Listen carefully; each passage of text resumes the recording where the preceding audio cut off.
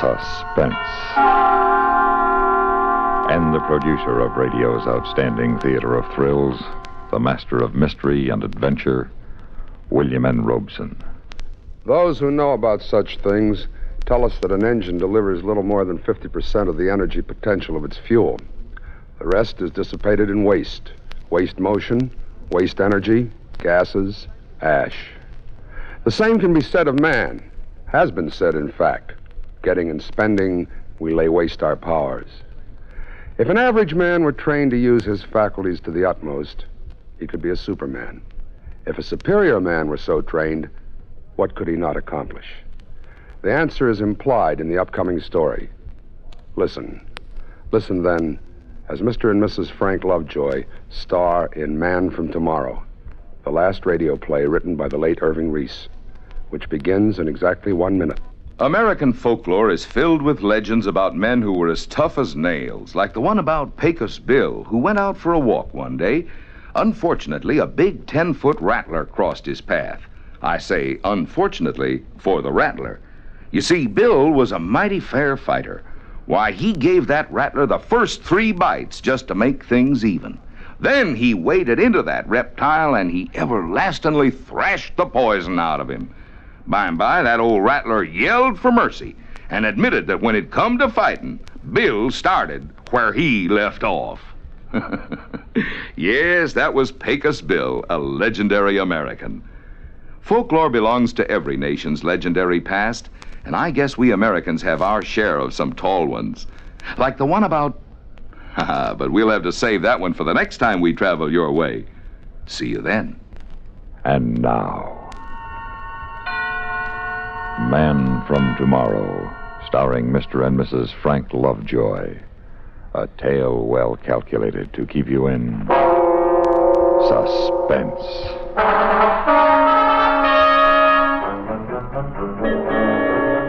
Even in these days of so-called full employment, you'd be surprised how few job opportunities come up for an ex-jet jockey. So it was with more than passing interest that I read this ad while I was scanning the classified section of the Sunday paper. It said, wanted, ex-jet pilot. Unmarried, without family obligations, must be in perfect health and prepared for rigid tests. Successful candidate will receive good pay and be given opportunity to contribute to daring experiment and world betterment. Apply Tuesday at 10 a.m., Science Associates, 126 West Street. Well, Science Associates, you just got yourself a boy.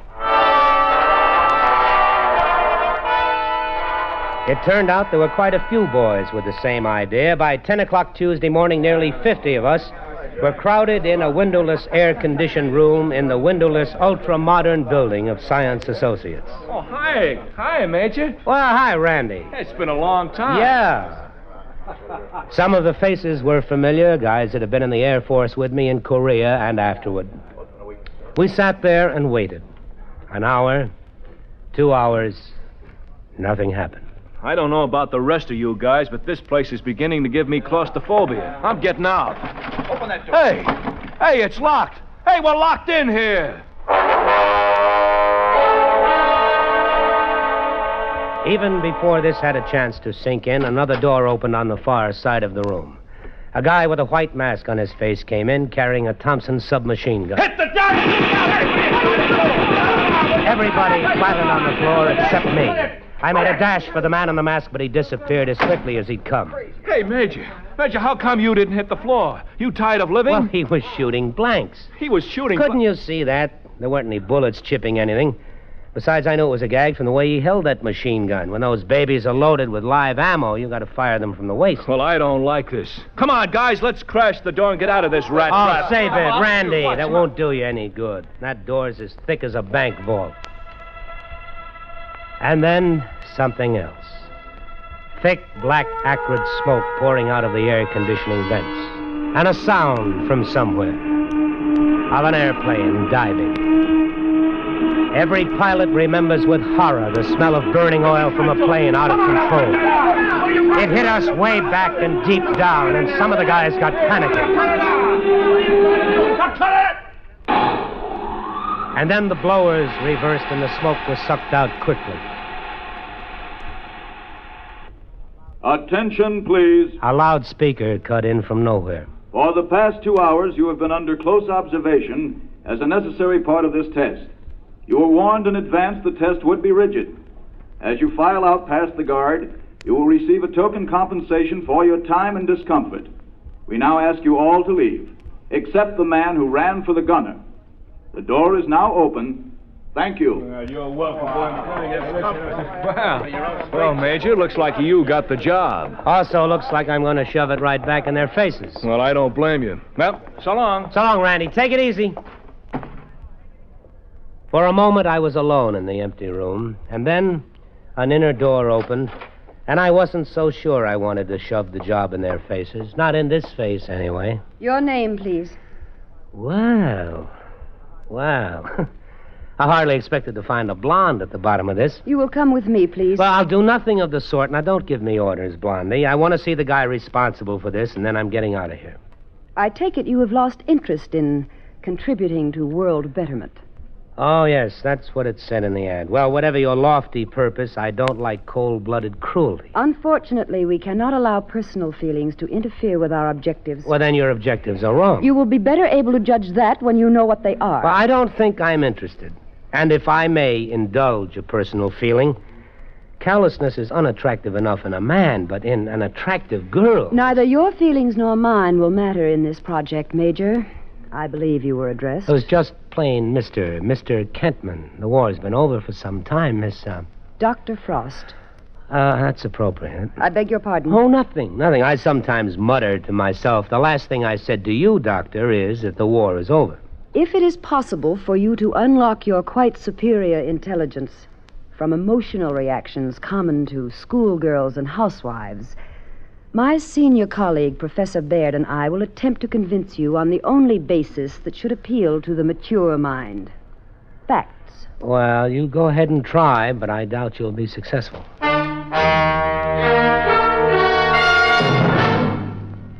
The second act of Suspense continues in 1 minute. This is Johnny Baker with Communism on the Spot. The communist attitude toward faith in God is based on the statement by Karl Marx that religion is the opiate of the people. In keeping with his view, the Soviets established as a primary aim the destruction of all religious faiths. Communism can't tolerate religion, which preaches that there is a supreme being who is higher than any human authority. For communism itself is a political religion whose high priests are the dictatorial rulers of the Soviet state. They'll settle for nothing less than total control of the lives of their subjects. They're not only concerned with their victims' bodies and minds, they seek equal domination over their hearts and souls. And now, we continue with Act 2 of Man from Tomorrow, starring Mr. and Mrs. Frank Lovejoy. A tale well calculated to keep you in suspense. It was a big, aseptically bare room with an uncluttered desk at one end. Behind the desk was the cartoonist conception of an egghead. A thin, bespectacled man whose eyes were so intelligently alive that I couldn't look away from them long enough to mark his other features. This was Professor Baird, keeper of the facts. You are asking yourself why we limited our appeal to former jet pilots. Simple. Only one man in 10,000 was able to qualify mentally and physically for jet training. The Air Force, therefore, indirectly performed the first of our processes of elimination. Fact. Additional eliminations due to flunkouts, mortality in training, and combat brings the total to 1 in 20,000. Fact. The standards we applied during the 2 hours in which we observed your every action and reaction raises the mathematical incidence of your sensory acuity to approximately 1 in 100,000. I'm flattered. You will have greater reason to be if our experiment proves successful. You will be the only man on Earth possessed of your powers. You will be the man from tomorrow. How do you propose to go about that? We will first show you how we've trained other individuals. Dr. Frost, will you proceed with the demonstration? Yes, Professor. Come in, Mr. Logan. Mr. Logan, have you ever been in this part of the laboratories before? No. Would you describe it, please? It's a rectangular room, 40 by 20. The ceiling is 18.5 feet high. There's a desk 12 feet from me, slightly to my right. There are 2 people seated at it. One has just risen. That will be all. Thank you, Mr. Logan. Well, Mr. Kentman. Well, it would be very impressive if any schoolboy with normal vision couldn't do as well. Agreed. But Mr. Logan is totally blind. Looking back now, I can hardly believe my own impressions. The blind man was followed by a deaf mute, then a paraplegic who'd lost all sense of touch and smell. Their demonstrations were incredible. Not one of these persons possessed physical senses above the average, Mr. Kentman. The deprivation of one sense or another, in the case of the blind or deaf man, stimulated nature's desire to compensate for the loss. But what are you trying to prove? That man has powers even now that are beyond his comprehension. We wish to explore those powers. Suppose one nearly perfect man with superior sensory perception to begin with could develop the extension of his 5 senses to the maximum degree we've just observed. What do you think would happen? I don't know. Neither do we. But it is our conviction that this man would also acquire a new sense, a 6th sense, that would endow him with a power never dreamed of before. Don't you think it's a dimension worth exploring? Maybe. But how could anybody accomplish it? Training. By producing the circumstances that surround the blind man, the deaf man, the handicapped. You would have to agree to cut yourself off from the outside world for 3 years. You would spend 6 months living in a pitch-dark laboratory. You would sleep, eat, function in a world of darkness. Various sound devices will be used to train and measure your hearing responses. After that, 6 months would be devoted to simulating the world of the deaf-mute, and so on. You will be paid $20,000 at the end of the 3 years. All the necessities of living will be provided during that time. Then a test will be made, and if our predictions are realized, you will be signed for an additional 5 years at $20,000 per year. Dr. Frost will be in charge of the training program. Do you wish to undertake it? Well, it's a pretty serious move. I'd like to think about it. You have all the facts, Mr. Kentman. We would like a decision now. You think feeling might enter into my considerations, Doctor? Is that what you're afraid of? Afraid? Fear is merely an emotion, Mr. Kentman. I have learned to control all my emotions. I wonder. I beg your pardon? I was muttering again, but what I meant to say is I agree to undertake the experiment. I was led into a pitch-dark room, blacker than the blackest night. It was to be my home for 6 months. It had a bed, bathroom, closets. All I had to do was to find them. I won't waste time telling you what that was like. Just close your eyes tight and try to find your way around a room that's familiar to you, and you'll get the idea.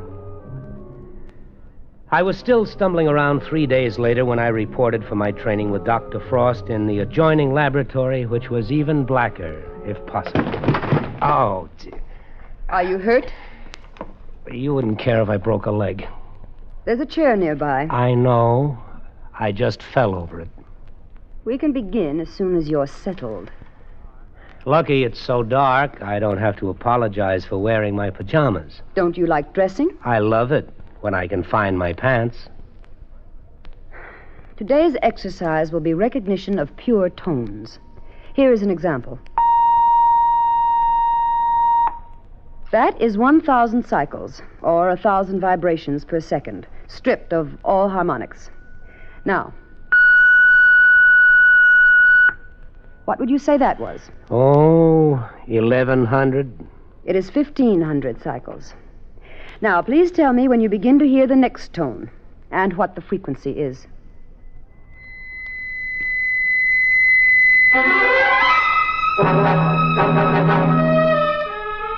I couldn't make the slightest dent in that glacial reserve. I tried to match her at her own game for a while, but she loved it, and I'm human.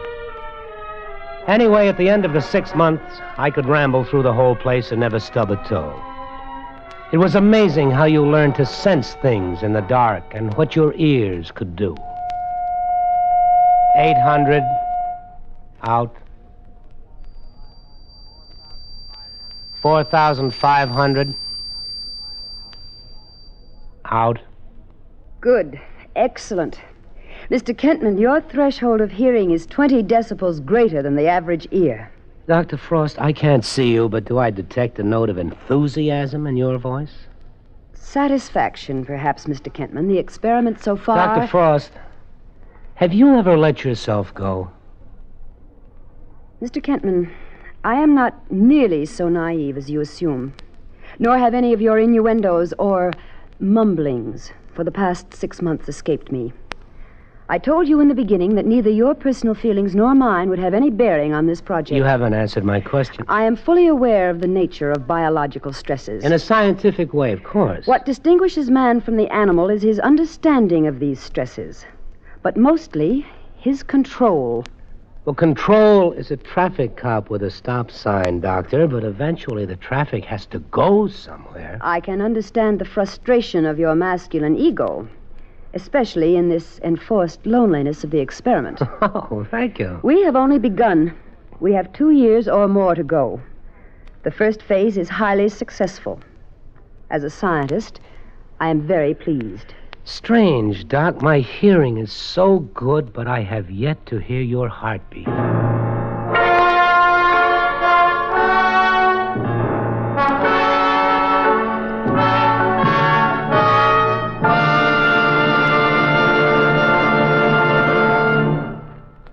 Act 3 of Suspense follows in 1 minute. Do you know the Social Security benefits to which you will be entitled when you separate from the service and take a civilian job? Here's a tip from Social Security. Here's one do-it-yourself project that costs you nothing and won't end up in cuts and bruises. The Social Security Administration wants each one of you that pays Social Security taxes to check up on your account to make sure you are getting credit for every dollar that's coming to you. With records of millions of people to maintain, it's a pretty big job to catch an error that you or your employer might make in reporting your wages and income. You can help by checking every 3 years to see that your record is correct. How? Easy. Simply by mailing a special postcard. Just write to Social Security, Department 15, Hollywood 28, California, and ask for Form 7004. Mail it. And in a couple of weeks, you'll receive a notice that will verify the spelling of your name, your Social Security number, and the wages credited to you for each of the past 3 years. Do it tomorrow. You'll be glad that you did. And now, we continue with Act 3 of Man from Tomorrow, starring Mr. and Mrs. Frank Lovejoy. A tale well calculated to keep you in suspense.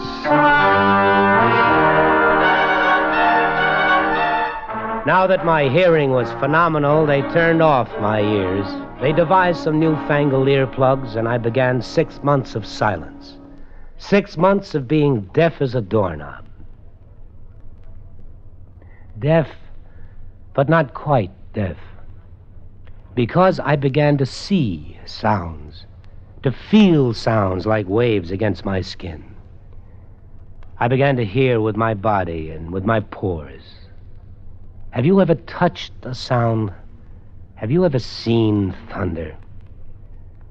You get so you look at sounds and almost see the waves they make trembling in the air. Have you ever tried silence? Try not saying a word, not uttering a syllable for an hour, a day. I tried it for 6 months, until all the unsaid words piled up inside my head. They clung like unborn sounds at the back of my throat. Whoever said silence is golden never felt the lump of lead that accumulates inside you.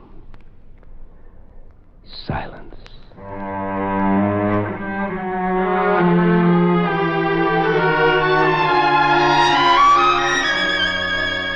And then the 6 months ended. The day came when she removed the fancy earplugs, and the little canyon I'd been living in widened into a continent. Can you hear me now? Can you hear me? Nod to me or raise your finger when you can hear the sound of my voice. I heard you coming down the hall a minute ago. Were the plugs defective? Oh, no. Incidentally, I take that it's all right for me to talk now? Yes, of course. Have I been a good boy? Have I done everything that you've wanted? So much so, Mr. Kentman, that we're giving you a few days' rest before we begin your training for taste and touch. Well, can I do anything I want? Anything, within reason. Well, then, I'd like to have a drink. And strangely enough, I'd like to have you join me. Perhaps that can be arranged.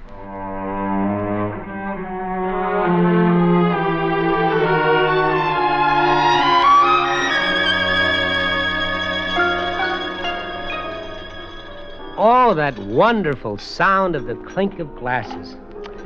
And I cannot tell you how dull a piano sounds when you only look at it.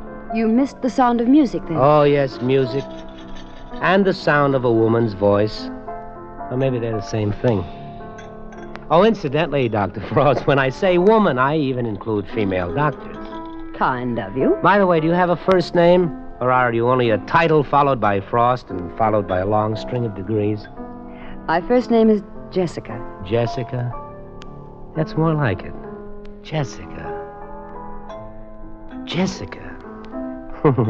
Boy, after all that silence, it's good just to say a woman's name. Until the experiment is completely over, Mr. Kentman, it had better remain Dr. Frost. Well, okay, Dr. Jessica Frost plus degrees. I give you a toast. To you.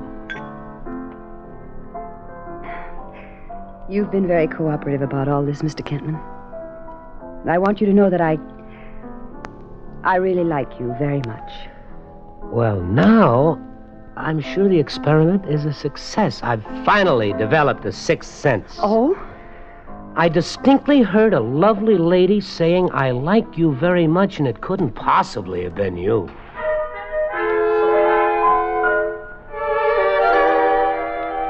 I rather enjoyed the touch tests. It was one area I'd never realized held such hidden possibilities. After a few months, my fingertips knew the difference between crystal and diamonds. I could tell if you had a suntan merely by touching your cheek. As for the taste tests, food suddenly became a symphony concert. Sourness had many degrees, and sweetness had a range as wide as the spectrum of a rainbow. And then all of my highly developed senses brought on a new perception, something over and beyond and added to the rest. By the time my training was finished, I knew I had acquired a knowledge beyond knowledge. Sit down, Mr. Kentman. Thank you. Your period of training has been completed. You have passed the final tests, and we have decided to retain you. Now, will you sign the contract, please, Mr. Kentman? It's the arrangement as agreed. $20,000 a year for the next 5 years. Mr. Kentman, is anything wrong? Oh, no, there's nothing wrong. Mr. Kentman, what are you doing? Well, obviously, I'm not signing it. But why? Because I'm afraid. What is there to be afraid of? Myself. And what I know now, and what I'm going to know in the future, what you and Dr. Frost may ask me to do. Afraid to make contributions to scientific progress? Oh, I respect science. Progress, I'm for that, too, but I can see beyond the microscopes and the telescopes and all your theories and experiments. And I don't see one important thing. I don't see happiness, only fear and falling buildings. That's what I see coming out of my super sense. And you'd waste this great talent of yours. Throw it away, turn your back on progress? No, I didn't say that. I'll look for a new kind of progress. Slicing an atom sideways or sending a phony moon up into God's skies, these aren't the things people are crying for. Not this year, next year, or ever.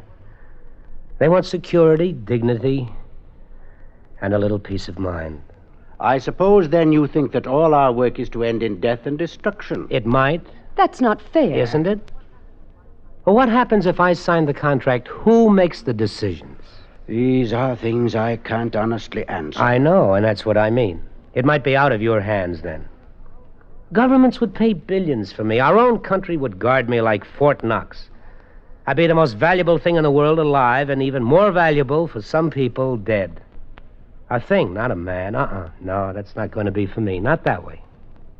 All this work, everything we've done doesn't mean anything, then. It's all for nothing. Well, I don't know. I'm sorry. I guess you picked the wrong man for the job. What are you going to do now, Mr. Kentman? Pack my things and go away. I don't know where. It doesn't really matter. Jessica, I probably won't see you again before I go. Thank you for everything. I'm sorry to let you down like this, but... well, so long.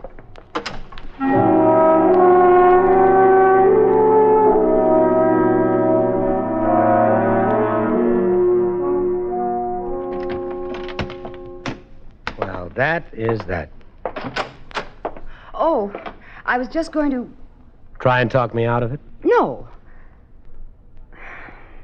Yes, I was. But not anymore. I'm glad you changed your mind. Will you tell me something? What? What are you going to do? I don't know yet. It's kind of funny. I'm going out of here almost the way I came in.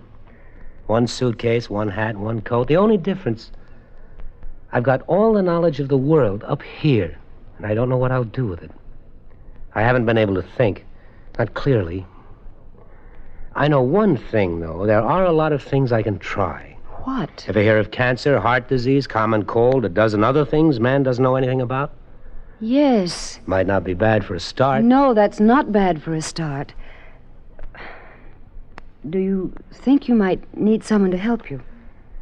Yes, I might. I've talked to Professor Baird. I think perhaps he understands. Does he? Yes. Oh, it's a little uncomfortable for a woman. I'm not supposed to say anything until you do. And you already know what I'm thinking, don't you? Well, let's be old-fashioned. I love you. Will you come with me? Yes. I love you, too. I know. Come on, let's go.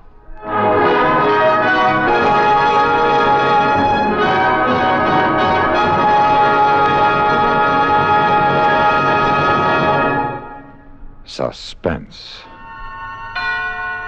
in which Mr. and Mrs. Frank Lovejoy starred in William N. Robeson's production of Man from Tomorrow, written for radio by Irving Reese.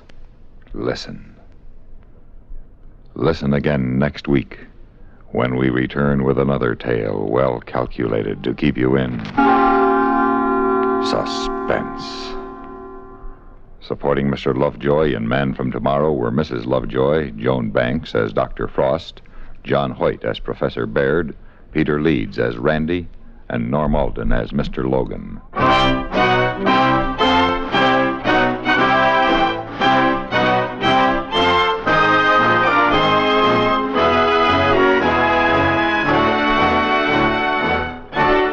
Suspense has been brought to you through the worldwide facilities of the United States Armed Forces Radio and Television Service.